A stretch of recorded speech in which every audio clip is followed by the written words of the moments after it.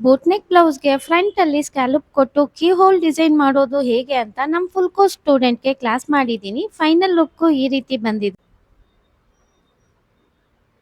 Scallop draw ಮಾಡುವಾಗ student ಮಾಡೋ mistake ಏನಂದ್ರೆ ಅವ್ರೇನ್ ಡೀಪ್ ಡ್ರಾ ಮಾಡ್ಕೊಂಡಿರ್ತಾರೆ ಅದ್ರ ಮೇಲೆ ಸ್ಕ್ಯಾಲಪ್‌ನ ಬರ್ದ್‌ಬಿಡ್ತಾರೆ. ಇದರಿಂದ ನೆಕ್ ಡೀಪ್ ಕಡಿಮೆ ಆಗಿ ಅವ್ರ ಕುತ್ತಿಗೆ ಹತ್ರ ಟೈಟ್ ಆಗ್ಬಿಡುತ್ತೆ.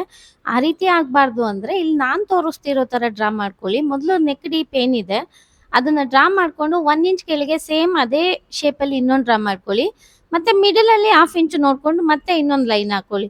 ಯಾಕೆ ಅಂದ್ರೆ ಸ್ಕ್ಯಾಲಪ್ ಕರ್ವ್ ಅನ್ನೋದು 1/2 ಇಂಚ್‌ಗಿಂತ ತುಂಬಾ ಜಾಸ್ತಿ ಕರ್ವ್ ಬಂದ್ಬಿಟ್ರೆ ನಿಮ್ಗೆ ಎತ್ಕೊಳ್ಳುತ್ತೆ. ಕ್ಲೈಂಟ್ ಕಂಪ್ಲೇಂಟ್ ಹೇಳ್ತಾರೆ ಸ್ಕ್ಯಾಲಪ್ ಎತ್ಕೋತಿದೆ ಅಂತ. ಆ ರೀತಿ ಎತ್ಕೋಬಾರ್ದು ಅಂದ್ರೆ ನೀವು 1/2 ಇಂಚಿಗೆ ಮಾತ್ರ ಕರ್ವ್ ಕೊಡ್ಬೇಕು. ಸೊ ಡ್ರಾ ಮಾಡ್ಕೊಂಡು ನೀಟಾಗಿ ಅದನ್ನ ಕಟ್ ಮಾಡ್ಕೊಳ್ಳಿ. ಹಾಗೇನೇ ಇಲ್ಲಿ ಸ್ಕ್ಯಾಲಪ್‌ನ ನೀವು ಶರ್ಟ್ ಕ್ಯಾನ್ವಾಸ್ ಯೂಸ್ ಮಾಡೋದ್ರಿಂದ ಇದು ನಿಮ್ಗೆ ಎತ್ಕೊಳ್ಳೋ ಪ್ರಾಬ್ಲಮ್‌ನ ಅವಾಯ್ಡ್ ಮಾಡುತ್ತೆ. ಫ್ರಂಟಲ್ಲಿ ಕೀ ಹೋಲ್ ಡಿಸೈನ್ ಡ್ರಾ ಮಾಡ್ತಾ ಇದ್ದೀನಿ. ಡೀಪ್ ಏನಿದೆಯೋ ಅದ್ ನೋಡ್ಕೊಳ್ಳಿ.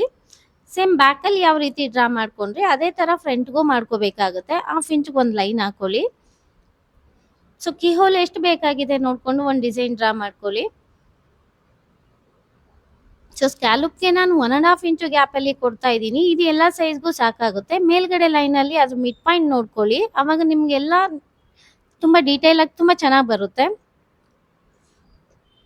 ಸೊ ಇಲ್ಲೇನ್ ನಾನು ಡ್ರಾ ಮಾಡಿದ್ದೀನಿ ಸೇಮ್ ಇದೇ ತರ ನೀವು ಶರ್ಟ್ ಕ್ಯಾನ್ವಾಸ್ ಮೇಲೆ ಡ್ರಾ ಮಾಡ್ಕೋಬೇಕು.